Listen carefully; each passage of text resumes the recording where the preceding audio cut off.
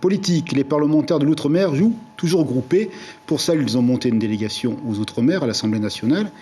Le capitaine du PAC, il y a peu, c'était encore Motaï Broderson. Cette fois-ci, c'est un député venu de la Guyane qui est à l'action. Il est secondé par le député de Polynésie, Steve Chailloux. Ce dernier est d'ailleurs vice-président de cette délégation. Le point à Paris avec nos confrères de la première.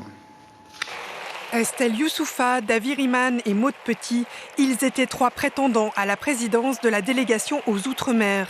Et c'est le Guyanais, jusqu'ici vice-président de la délégation, qui a raflé la mise. À 43 ans, le député GDR de la NUP est satisfait, mais surtout prêt à prendre la relève.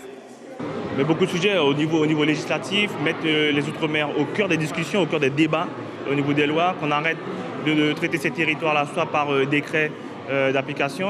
Donc maintenant, il faut qu'il y ait un débat avec nos territoires, que les réalités soient prises en compte de façon globale et territoire par territoire. Et pour aider Davy Riman à la tâche, le député polynésien Steve Chailloux, élu pour le remplacer à la vice-présidence. On est dans la continuité de ce que l'ancien président a mené, c'est-à-dire avoir une posture transversale, c'est-à-dire qu'on ne veut pas cloisonner les sujets par territoire, par région, mais ce sont des sujets que nous connaissons tous, notamment liés à la cherté de la vie qu'il y a dans les Outre-mer, les problématiques de l'énergie. Enfin, toutes ces problématiques-là, il faut qu'on puisse les aborder de manière non partisane et pas uniquement de manière territorialisée.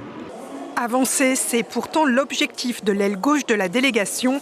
Sur la table, déjà plusieurs dossiers, à l'image de celui épineux du chlordécone. L'information en continu sur Polynésie la première, Internet et réseaux sociaux.